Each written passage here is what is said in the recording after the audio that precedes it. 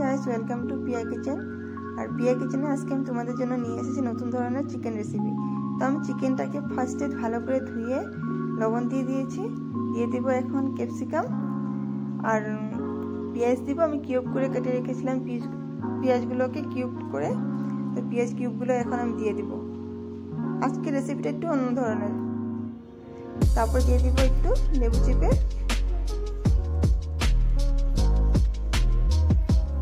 একটা একটা করে সব কিছু আমি দিয়ে দিব। এখন কিউব করে রাখা কাঁচা লঙ্কাগুলো দিয়ে দিলাম। তারপরে একটা ছোট একটা আমি টমেটো নেব, সেটাকেও আমি 4 পিস করে সেটাকেও আমি দিয়ে দেব।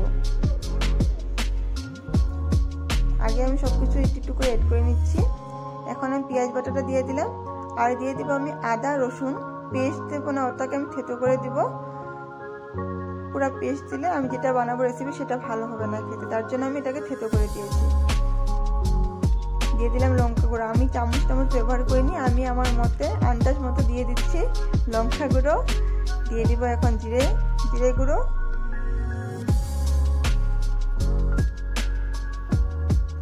এক হাতে আমি মোবাইল ধরেছি আর এক হাতে ভিডিও করছি। এক হাতে মোবাইল ধরে ভিডিও করে করে আমি মানে কি বলবো আর চিকেনের রেসিপিটা আমি তোমাদেরকে দেখাতে চেষ্টা করেছি। ধনিয়া গুঁড়ো দিয়ে দিলাম। সবকিছু আমি এটাতে দিয়ে দেবো। সয়া সস দিয়ে দেবো। এখানে আমি হলুদ গুঁড়ো ব্যবহার করব না।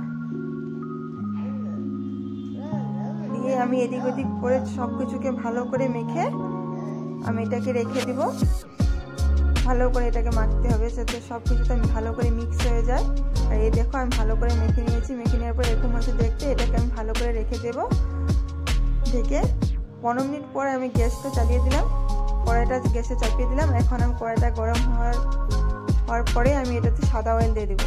আর অয়েলটা দেখো আমি কিভাবে দিচ্ছি, একটু করে দিচ্ছি, মানে কঞ্জুসি টিপটে মতন করে দিচ্ছি, একটু করে। তারপরে দিয়ে দিলাম 2টো তেজপাতা, দিয়ে দিব এলাচ দারচিনি লং এসব দিয়ে হালকা করে এটাকে ভেজে নেব, লেড়ে ভেজে নেব। নেওয়ার পরে দিয়ে দিব এখানে আমি কেটে রাখা পেঁয়াজগুলোকে আমি ভালো করে একটু ভেজে নেব, হালকা করে, লাল করে আমি ভাজবো না, এটাকে হালকা হালকা করে ভেজে নেব।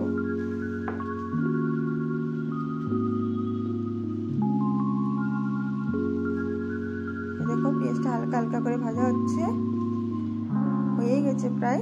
এখন আমি দিয়ে দিব চিকেনটা নিয়ে আসলাম। চিকেনটাকে আমি এখন একটু করে এটাতে দিয়ে দেব।